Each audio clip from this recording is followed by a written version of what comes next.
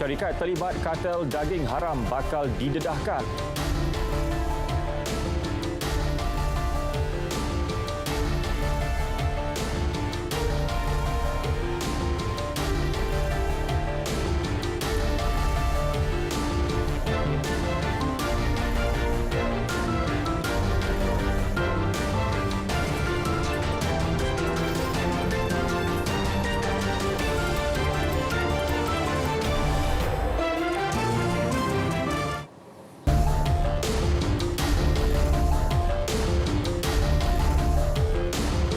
Assalamualaikum, salam sejahtera, bersama saya Faris Izzat Syarudin dalam Berita Tengah Malam. Baik, seorang lelaki yang melakukan cubaan bunuh diri di landasan stesen monorail Bukit Bintang di Ibu Negara diselamatkan pihak berkuasa petang tadi. Komander Operasi Pegawai Bomba Kanan 2, Harizu Mamat berkata, individu berusia 42 tahun itu berjaya dipujuk oleh anggota polis. Jelasnya, pasukan bomba hanya bersedia di bawah kerana individu itu enggan dipujuk oleh anggota bomba. 11 pegawai bomba dari stesen Jalan Hang Tuah tiba ke lokasi kejadian selepas mendapat panggilan kecemasan melalui talian MERS 999. Individu tersebut kini diserahkan kepada pihak polis untuk siasatan lanjut. Seorang remaja lelaki, Muhammad Zahrawi P. Ramli, 13 tahun, ditemui lemas di perairan Tanjung Piai, Pontian, Johor pada pukul 4.31 petang. Mangsa dipercayai lemas ketika mandi bersama 9 rakannya yang lain. Komander Operasi Balai Bomba dan Penyelamat BBP Pontian Baru, penolong penguasa bomba Iqbal Radwan memaklumkan mayat mangsa dijumpai 5 km dari lokasi dilaporkan lemas pada kedalaman 6 kaki di bawah jeti. Operasi mencari dan menyelamat melibatkan 17 anggota bomba dibantu pihak polis, Angkatan Pertahanan Awam serta orang awam. Mayat mangsa dihantar ke Hospital Pontian dan operasi tamat pada pukul 5 petang. Ya, cadangan membolehkan basikal mempunyai nombor pendaftaran wajar diperhalusi. Ketua Penolong Pengarah Penguatkuasaan Jabatan Siasatan dan Penguatkuasaan Trafik PDRM, Superintendent Dr. Bakri Zainal Abidin berkata, dengan adanya nombor pendaftaran, insurans dan lesen ini memudahkan siasatan dalam konteks berbasikal di Malaysia. Kalau sekadar mengambil gambar, pembuktian untuk kita kesan orang yang melakukan kesalahan itu agak sukar. Sebab itu saya nak menyeru. Sebab itu apabila cadangan untuk diberikan nombor pelit sebenarnya bagus. Sebab apa? Apabila nombor pelit itu ada, kerana basikal itu didaftarkan, ada perlindungan insurans, ada lesennya. Jadi kita boleh memudahkan siasatan dalam masa yang sama, mudah untuk proses tuntutan sivil. Nah, ini yang kita kena perhalusi dalam konteks berbasikal di Malaysia. Beliau menegaskan ia bukan bertujuan menghukum, sebaliknya mendidik penunggang mematuhi tata cara dan peraturan di jalan raya. Beliau ditemui selepas menjadi tetamu rancangan Selamat Pagi Malaysia di Angkasa Puri. Nama syarikat terlibat kartel daging haram akan didedahkan selepas proses pendakwaan minggu depan. Timbalan Menteri Perdagangan Dalam Negeri dan Hal Ehwal Pengguna, Datuk Rosol Wahid berkata, buat masa ini nama beserta jenama produk daripada syarikat terbabit belum boleh didedahkan. Daging sebenarnya saya dibahkan minggu depan akan dibawa ke mahkamah. Jadi bila di mahkamah kita boleh rilis nama syarikat tersebut. Di setakat ni kita nak rilis, tapi penasihat undang-undang menasihatkan supaya jangan dulu sebab benda ni dalam siasatan dan dalam takut mengganggu penyiasatan. Jadi once dia dah bawa ke mahkamah, maka kita akan disiarkan. Beliau memaklumkannya selepas melawat Pusat Pemindahan Sementara PPS di Kampung Menerong, Ajil, Hulu Terengganu. Media sebelum ini membongkar taktik jahat kartel yang menyeludup daging sejuk beku dari China, Ukraine, Brazil dan Argentina sebelum membungkus semula daging berkenaan menggunakan logo halal dan menjualnya ke pasaran seluruh negara dalam serbuan di sebuah gudang di Senai. Sementara itu, mengulas mengenai harga bawang dan cili yang melambung di pasaran ketika ini, KPDN HEP memberi jaminan ia akan pulih menjelang tahun baru ini. Begitu juga dengan bawang. Bawang kalau kita tengok bawang daripada Holland banyak, bawang daripada Pakistan pun ada, daripada China pun ada yang dijual dalam market. Tetapi oleh kerana mereka memilih bawang India, yang dikatakan bawang India ni lebih sedap, lebih ada aroma dan sebagainya, maka bila bawang India tidak ada dalam market, mereka melaporkan bahawa tidak ada bawang. Sedangkan bawang lain ada. Jadi kita harap untuk seketika ni skip India dulu, bawang India, guna bawang lain dan saya yakin ianya tidak berpanjangan.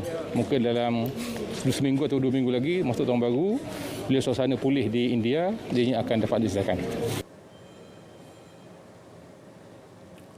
5 kluster baru COVID-19 dikesan hari ini. 3 daripadanya berkaitan tempat kerja, membabitkan daerah Petaling di Selangor, daerah Kota Kinabalu dan Tuaran di Sabah serta daerah Johor Bahru dan Kulai di Johor. Kluster tapak bina Jalan Zuhrah di daerah Petaling, Selangor dikesan 5 hari lalu melalui saringan tempat kerja. Daripada 450 individu yang disaring, 49 dikesan positif COVID-19. Satu lagi kluster tempat kerja, kluster Chris Residence melibatkan daerah Kota Kinabalu dan Tuaran di Sabah. 41 daripada 65 individu yang disaring telah dikesan positif. Manakala kluster Jalan Timah di Johor Bahru dan Kulai di Johor mengesan 26 daripada 238 individu yang disaring. 16 lagi kes dikesan sebagai kluster Brumas melibatkan daerah Kalabakan Sabah.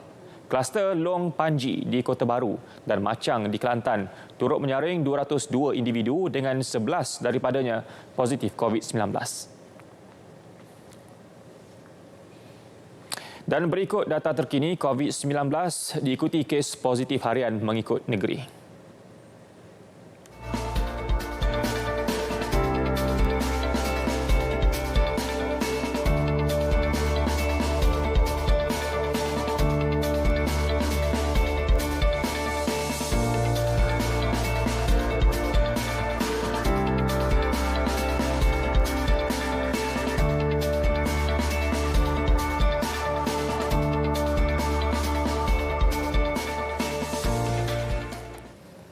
Menteri Kanan Pertahanan Datuk Seri Ismail Sabri Yaakob yakin kapasiti 10,000 katil di MIPS 2.0 adalah mencukupi untuk menempatkan pesakit COVID-19. Ada 3 pasar.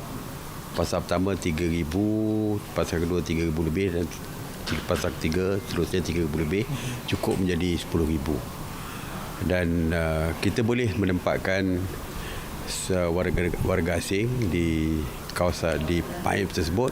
Cuma kita buat keputusan bahawa majikan perlu menanggung kos untuk menempatkan mereka di MIPS tersebut.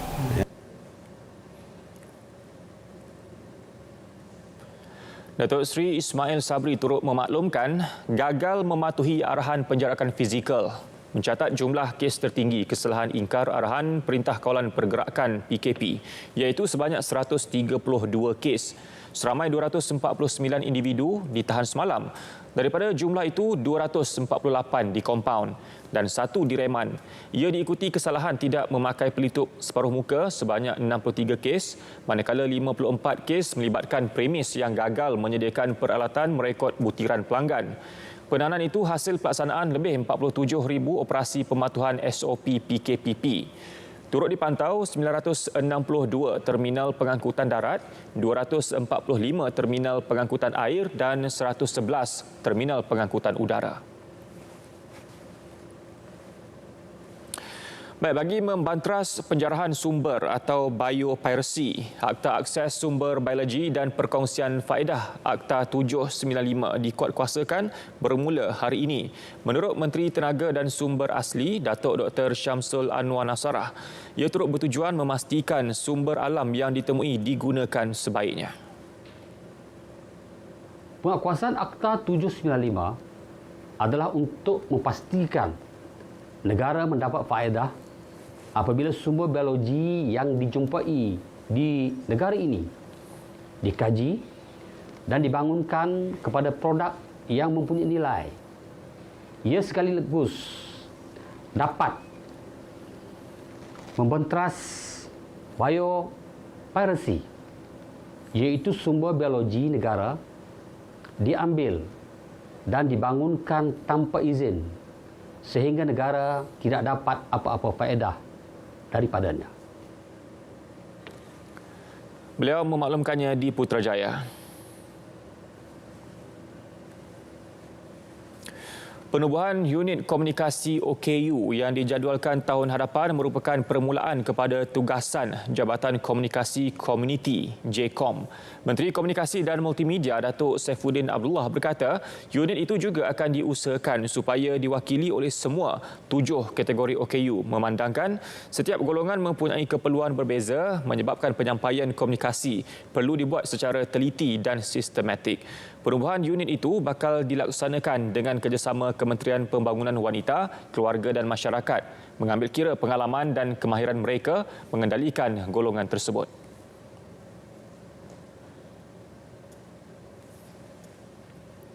Kita selalu anggap bahawa borang yang lazim kita sediakan di agensi-agensi kerajaan itu difahami oleh semua rakyat. Tetapi bagi OKU, dia belum tentu faham bagaimana mengisi borang itu dan keperluan dalam borang itu macam kita faham. Datuk Saifuddin yang juga ahli Parlimen Indra Mahkota ditemui media selepas melawat 25 mangsa banjir kilat terdiri daripada 4 keluarga di Pusat Pemindahan Sementara Dewan Orang Ramai Kampung Sungai Ular di Kuantan. Beliau menyifatkan penubuhan unit komunikasi OKU sebagai tepat pada masanya kerana proses banci yang sedang berjalan membolehkan mereka mendapat maklumat lebih baik berhubung bilangan sebenar OKU ketika ini.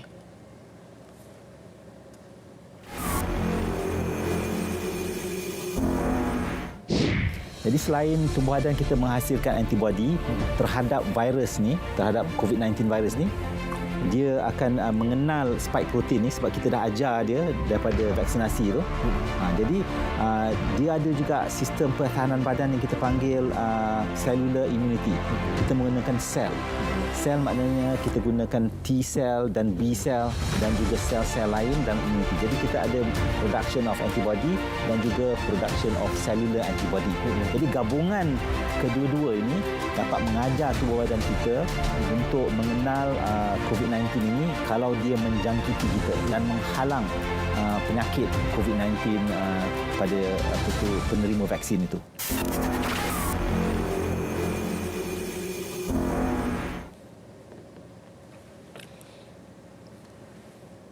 Bertemu kembali. Projek model ladang buluh pertama negara di Kampung Teris, Hulu Terengganu bakal memulakan operasi bulan depan yang melibatkan perbelanjaan RM5 juta sekaligus menjadi pusat rujukan semua pihak selain berpotensi sebagai pusat ekopelancongan buluh di Malaysia.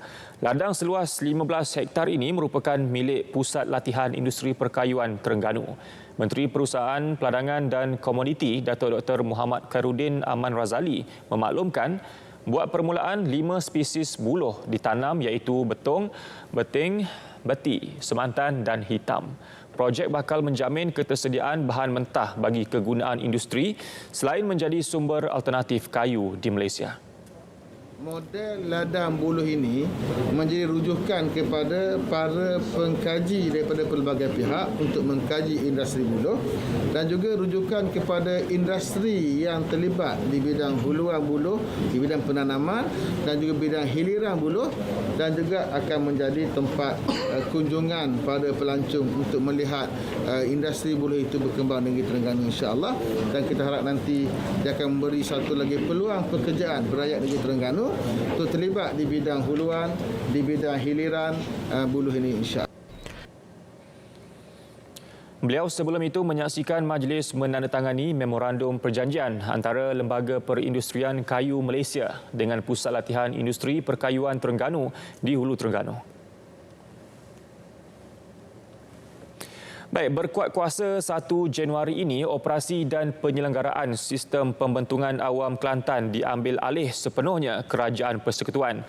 Ini bermakna syarikat milik kerajaan negeri, Majari Services Sdn Bhd bakal menyerahkan tanggungjawab terbabit kepada syarikat perkhidmatan pembentungan nasional Indah Water Consortium IWK Sdn Bhd.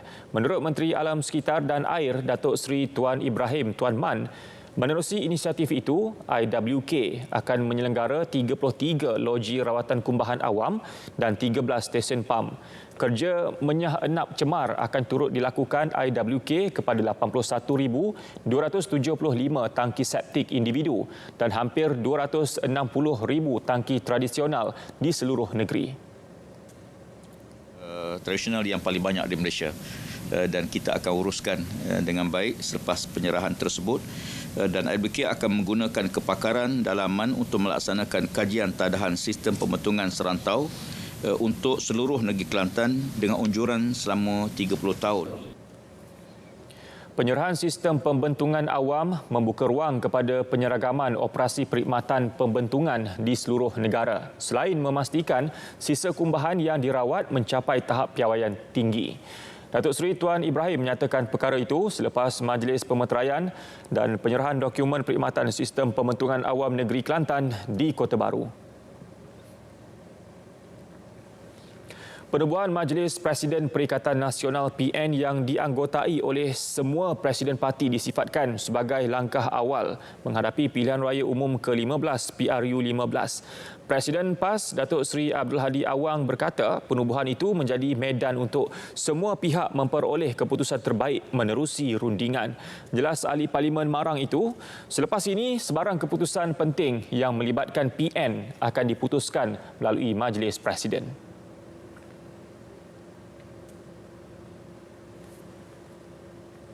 Alhamdulillah, penubuhan majlis itu menjadi untuk mengendalikan kerajaan dan bersetuju dan semua parti yang terlibat dalam kerajaan, termasuk bukan sahaja UMNO bersama. Dan kita bersetuju Majlis Presiden untuk mengendalikan kerajaan Perikatan Nasional diambang menghadapi pilihan raya. Beliau ditemui selepas Majlis Agihan Bantuan Nelayan di Rusila, Marang. Terdahulu, semua parti dalam kerajaan PN bersetuju untuk menubuhkan Majlis Presiden yang akan dianggotai oleh ketua parti sebagai platform membincangkan dasar kerajaan dan mengukuhkan kerjasama antara parti.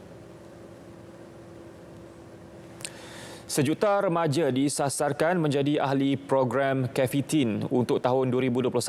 Menteri Pembangunan Wanita, Keluarga dan Masyarakat, Datuk Seri Rina Muhammad Harun berkata, ia boleh direalisasikan menerusi pelbagai program diatur di seluruh negara, termasuk penggunaan pusat mudah alih. Kita merasakan bahawa adalah kementerian perlu lebih proaktif lagi. Jadi sebab itu kita mengadakan Mobile Kefitin ini. Di mana dalam Mobile Kefitin ini dia ada juga mengadakan kita ada teen educator, kita ada doktor, kita ada kaunselor, kita juga menyediakan internet secara percuma. Beliau memaklumkannya selepas melancarkan program Jom Chill Out at Kefitin dan Pusat Remaja Kefitin Mobile di Putrajaya. Program anjuran Lembaga Penduduk dan Pembangunan Keluarga Negara LPPKN itu turut dihadiri pengerusinya Datuk Muhammad Nizar Zakaria dan Ketua Pengarahnya Abdul Syukur Abdullah.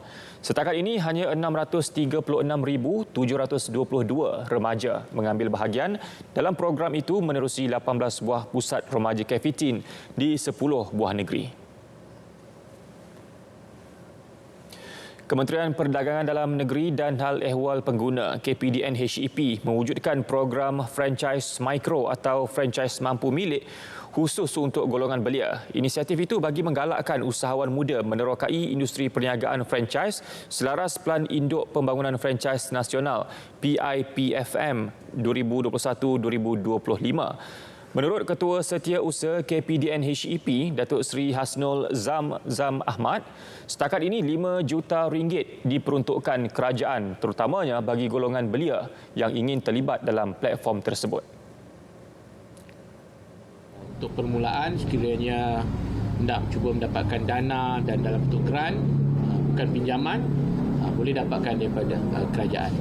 Tapi kalau hendak memperbesarkan lagi, dapatkan dana-dana tambahan, mungkin kita di masa akan datang juga akan cuba bekerjasama dengan beberapa bank untuk menjadikan franchise ini salah satu produk yang mereka akan bantu untuk memberikan dana pinjaman. Skim Pembiayaan Kecil Franchise SPKF dan Dana Bantuan Pembangunan Franchise DBPF disediakan oleh Perbadanan Nasional, manakala Skim Pembiayaan Franchise SPF ditawarkan oleh Credit Guarantee Corporation CGC. Program franchise mikro atau franchise mampu milik bukan sahaja mewujudkan peluang pekerjaan, malah mampu menjana pulangan keuntungan kepada franchisor.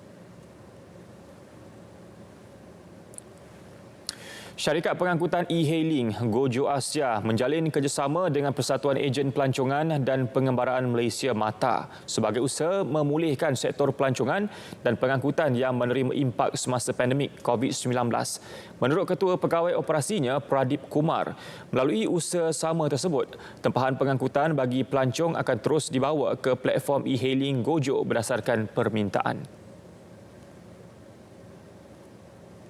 Since the start of the pandemic, tourism has been one of the hardest hit, and we yet to recover. Gojo onboards MATA vehicles in the e-hailing platform. Pengarah Gojo Asia Syahrul Baharin Nahrudin berkata, usaha dilakukan pihaknya bagi membantu pemandu-pemandu mereka yang terjejas pendapatan ekoran Perintah Kawalan Pergerakan PKP. Lebih-lebih lagi yang kita fokus sekarang ni adalah pemandu-pemandu MATA yang terkesan semenjak pandemik COVID-19 ini. Beliau berkata demikian sempena pemeteraian memorandum persefahaman antara Gojo Asia dengan MATA 10 Disember lalu. Baik. Air Asia memulakan perkhidmatan laluan baharu dari Kota Baru, Kelantan terus ke Pulau Langkawi. Penerbangan pertama yang menggunakan pesawat AK-6289 selamat mendarat di Langkawi tengah hari tadi selepas penerbangan 55 minit dari Kota Baru. Ketua Pegawai Eksekutif Lembaga Pembangunan Langkawi, LADA, Dr. Hezri Adnan, optimis laluan baharu dari negeri Pantai Timur itu mampu mencapai sasaran 250,000 pelancong domestik sepanjang Disember ini. Kalau kita lihat trend di JT memang sesak kedatangan ke Langkawi dan pesawat yang masuk ke Langkawi juga semalam saja 27 penerbangan dan hari ini 23 penerbangan. Dan kalau trend ini berterusan, insya-Allah sasaran 250,000 pengunjung pada bulan Disember kita akan dapat capai. Beliau ditemui media selepas menyambut ketibaan 96 penumpang Air Asia dari Kota Baru di lapangan terbang antarabangsa Langkawi. Penerbangan syarikat tambang rendah menuju ke Pulau Peranginan berkenaan dijadual sebanyak 3 kali seminggu. Actually sebab kami lama tak melancong and kami sangat excited lah bila kita tahu this is the first flight daripada Kota Baru ke Langkawi. So it's much pleasure for us lah untuk join team ni lah, untuk join this group.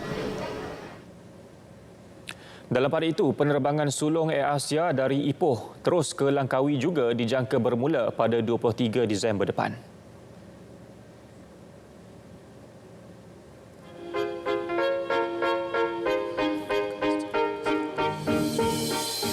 Adanya vaksin ini, saya yakin Malaysia akan menjadi sebuah negara yang seperti dahulu, yang ekonominya pesat dan diharap kemakmuran penduduk juga dapat diterapkan seperti dahulu. Okay. Memang terbaiklah. It's good for everyone. Ya, kalau tak ada cure tu, how we wanna live long, right? At least ada solution. Yeah. Kalau dapat vaksin lagi bagus sebab at least kita ada ubat untuk rawat penyakit tu kita dapat lagi confident. Sebab sekarang sampai kita nak pergi mana-mana pun rasa takut juga, nak sentuh takut, nak pegang barang ke pintu ke apa kita rasa takut. At least bila ada vaksin we feel at least boleh selamat lagi. Sebagai rakyat saya rasa kerajaan memang mengutamakan rakyat. Dari segi kesihatan amat penting bagi kerajaan untuk memberikan satu penawar untuk memastikan kesihatan rakyat di Malaysia terjamin.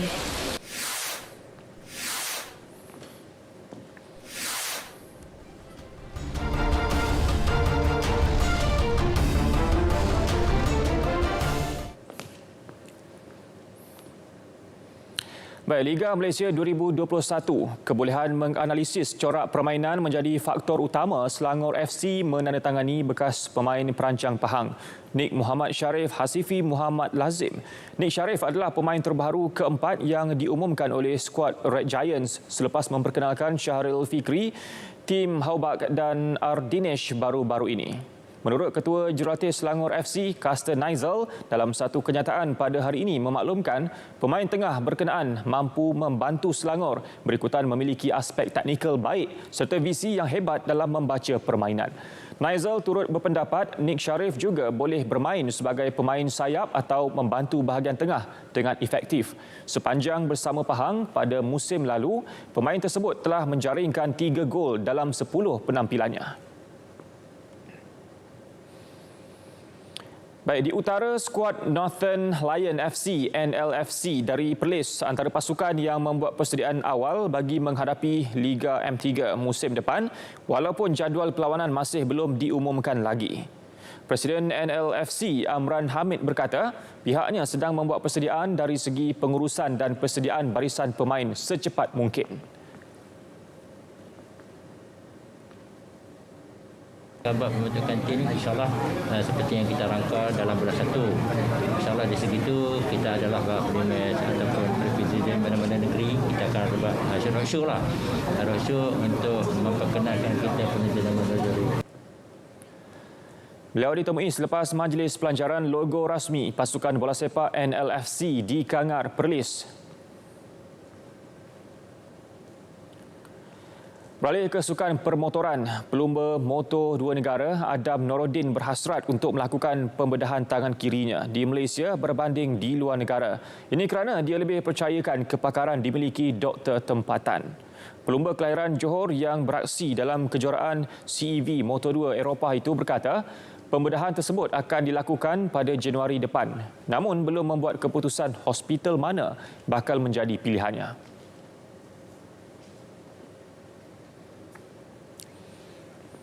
Saya terutama sekali yang jari hampir putus macam Khairul Pawi dapat diselamatkan di Malaysia sendiri.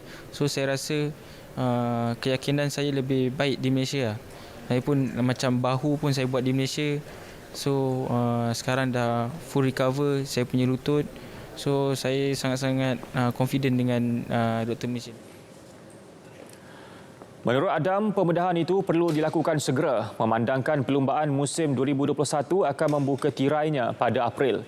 Beliau berkata demikian secara eksklusif kepada RTM selepas menjadi tetamu Selamat Pagi Malaysia di Angkasa Puri.